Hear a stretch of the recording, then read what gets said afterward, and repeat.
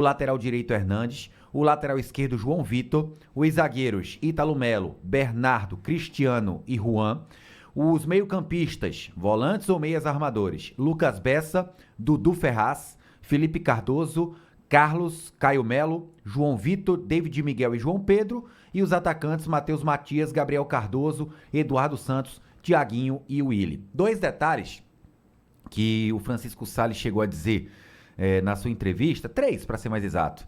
Primeiro ponto, ele falou que não se podem desprezar o que os atletas do Sub-20 conseguiram fazer no Campeonato Pernambucano da categoria, que ele acompanhou.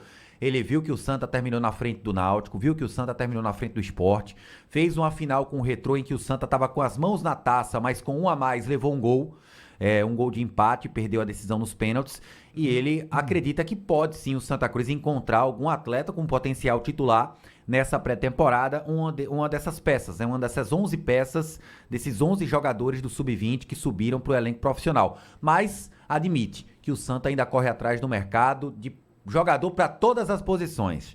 Lembra quando a gente vinha falando, olha, o Santa quer um goleiro? Tá querendo um goleiro. O Santa quer mais um lateral direito, com um patamar salarial mais baixo que o do Totti. Tá procurando. O Santa quer mais um lateral esquerdo, porque só tem o João Vitor. Ele falou, olha, o Santa Cruz está procurando mais 3 zagueiros, porque são todos os zagueiros do Santa do elenco hoje, são formados na base. Inclusive o Ítalo Melo, que é o mais experiente, já tem seus 24 anos, e o Santa procura 3 zagueiros. Volante, o Santa procura 1 ou 2. Meia, 1 ou 2. Pontas, 2. Centroavante, 1. Então vai de encontro daquele número de entre 8 a 10 contratados no decorrer dessa pré-temporada. E o que é que o Santa está procurando? Na verdade, que ele vem fazendo até com esses atletas quase que todos. Atletas que tenham disputado competições, que tenham jogado até outubro, que não estejam há muito tempo sem jogar. E o único ponto fora da curva nessa busca do Santa Cruz por atletas que estavam atuando até pouco tempo atrás foi o Willy. O Willy não joga há certo tempo, alguns meses que ele saiu do futebol da Romênia, mas o Santa foi atrás do atleta, pediu avaliações físicas do atleta, percentual de gordura corporal, tudo isso. E o Willy, ele não tem predisposição a engordar, ele está sempre no peso ideal dele. Essa é a parte interessante do porquê o Santa, mesmo um atleta... Qual é o período de inatividade dele? É o que? Mais ou menos o quê? O Willian eu vou pesquisar aqui, agora é questão de meses, coisa de 4, 5 meses. Chega a um ano não, né? Não. Um ano não. Então, alguns meses, quase meio que... É meio assustador a gente perguntar se chegou a um ano, mas no futebol pernambucano isso se tornou uma coisa normal nas últimas temporadas. Jogador que chegava... Não, ele não joga há um ano, ele não joga há 8 meses... a gente se acostumou muito a divulgar esse tipo de coisa. Agora, impressionante, né? Você consegue trazer praticamente todos os jogadores que você contratou. É muito raro, na primeira apresentação de uma pré-temporada, você ter disponibilidade de todo mundo, né? Muito raro. Santa Cruz conseguiu isso, né? Mas assim, eu fiz até uma pergunta pro o Francisco Salles, falando para ele, olha, tá dentro da previsão de vocês esse número de contratados, esse elenco com 23 peças, contabilizando os 11 jogadores que foram integrados? E ele falou, olha, o ideal, no nosso mundo ideal, seria ter todo mundo contratado com 20 reforços para o elenco profissional e alguns garotos enxertados no elenco. Mas agora, isso no primeiro dia de uma pré-temporada é muito difícil. É difícil, mas ele falou, o mundo ideal seria esse. Ah, sim. Mas sim. ele falou, olha, mas a gente vai continuar buscando nessa pré-temporada. Ele até citou que há uma dificuldade do Santa Cruz, não só em questão de calendário, mas de disputa com outros clubes. Ele falou, olha, a gente está disputando com times de Série B, de Série C, de Série D, de Campeonato Paulista, de Campeonato Carioca, Campeonato Mineiro, Gaúcho. É o mercado, né? É o mercado em plena atividade, no momento em que está todo mundo correndo para se preparar para a próxima temporada. Esse é um momento de muita efervescência. Está todo mundo se mexendo, seja para campeonatos estaduais, seja para campeonatos de competição em nível nacional. É o momento de correr atrás. Agora, o Santa Cruz realmente fica numa desvantagem muito grande por tudo, né? A falta de grana, a falta de mais competições nacionais, enfim, é muita complicação. Muita complicação. E outra coisa interessante que falou o Francisco Salles foi sobre o Matheus Matias. Ele falou, olha, aqui no Santa tem todo um processo de filtro para que a gente não erre, para que a gente tente, tente ter o maior número de acertos possíveis em meio a tanta contratação. Ele falou, quando a gente está em conversas com o atacante, com um jogador, uma peça, ele liga primeiro para o jogador, depois liga para o empresário, patamar salarial, ok.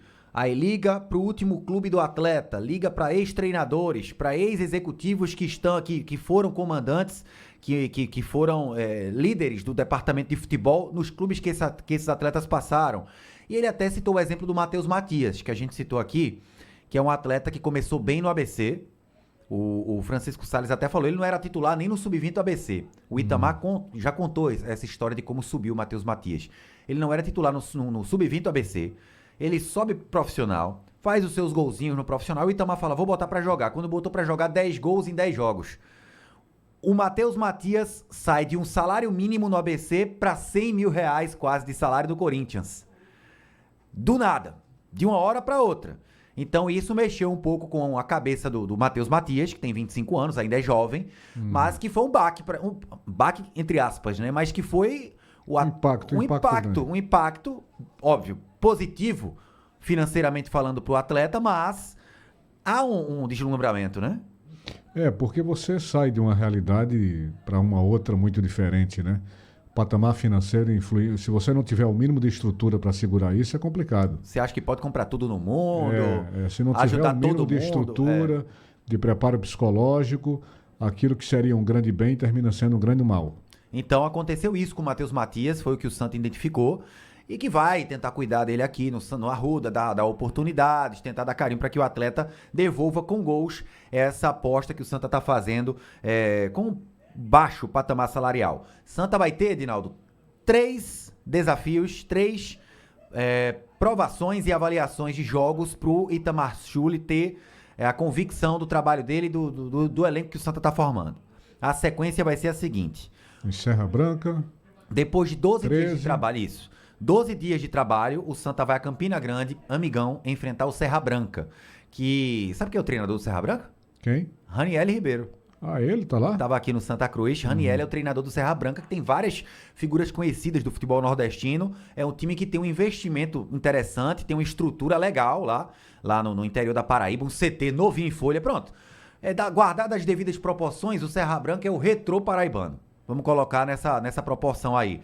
Um presidente que tem dinheiro, que acompanha o futebol, que tenta colocar um clube na primeira divisão paraibana, em divisões nacionais que possa revelar atletas. Tem o mesmo propósito do Retrô. Então o Santa vai enfrentar o Serra Branca, que é um time da primeira divisão paraibana, lá na Paraíba. No dia 16. 16. Como o Santa só vai ter 12 dias de trabalho aí, e vai ter muito reforço que vai ser anunciado ainda, que vai estar no começo dos trabalhos, esse jogo vai ter mais caráter jogo-treino do que amistoso, para ser mais exato, para ser mais sincero. Pelo que eu apurei lá, conversando até com o próprio Francisco Salles, até para não ter risco de ninguém machucar, né? Já pensou, Ed? Santa fazendo um esforço tamanho para ter o Totti, um dos maiores salários do elenco, um novo contratado. O cara lesiona no amistoso. Aí o cara aí o cara tem um grau 3. Mas é um risco, né? É um risco. Num grau 3, se forçarem a barra num jogo treino desse e perde o jogo contra o Altos, daí você vê como seria nocivo pro Santa Cruz. Depois, esse jogo num sábado, dia 16, no dia 23, no CT Ninho das Cobras, os jogadores do profissional do Santa vão enfrentar Copinha, né? O time do Santa da Copinha, time que vai jogar a Copa São Paulo a partir de janeiro. Um teste para a garotada da Copinha e um teste para o elenco profissional. Detalhe, se alguém da Copinha aparecer bem e fizer um grande jogo treino, eu não duvido nada o Itamar falar, não, esse fica, não vai. E para fechar, Edinaldo, dia 30, esse 13. Vai ser amistoso. No Amigão também? Que o Santa vai tentar o maior nível de competição possível. 13, estádio Amigão, com torcida presente. O Santa vai usar aí esse jogo como base para o desafio contra o Altos lá em Teresina. Vamos escutar o Francisco Salles? Vamos lá. Falando se essa semana ainda deve ter anúncios oficiais para o elenco coral. Eu acredito que essa semana a gente deve ter anúncios, né? Eu não vou quantificar, até porque queria eu ter essa definição aí de chegar e falar, não, vou anunciar 6, 7, 8, ou 2, 3. Então ainda não tenho esse número, mas eu acredito que a semana venha a ter novidades. E um cuidado que a gente vem tendo também, claro, né, teve exceções, não é essa, mas via de regra são atletas que tenham jogado até o final do ano. Né? A exceção que tem aí é o Willy, mas a gente buscou tomar informação e saber, né, que ele é um atleta que tem um biotipo bom, né, um atleta que não tem problema com peso, então é um atleta que vinha se cuidando, e aí ele fugiu essa regra de estar atuando até o final do ano, mas foi uma oportunidade de mercado. É um cara que está voltando para o Brasil, é um atleta que tem potencial, é um atleta que jogou em alto nível, né? Então estava até um dia desse jogando Libertadores. Então a gente trata ele como uma exceção. Então esse cuidado aí a gente vem tendo justamente por isso, porque dia 7 a gente tem uma final, e aí o atleta que estava jogando aí até final de novembro, ele vai chegar aqui e vai ter condições de pegar a temporada no meio e conseguir nos ajudar já nessa partida do dia 7.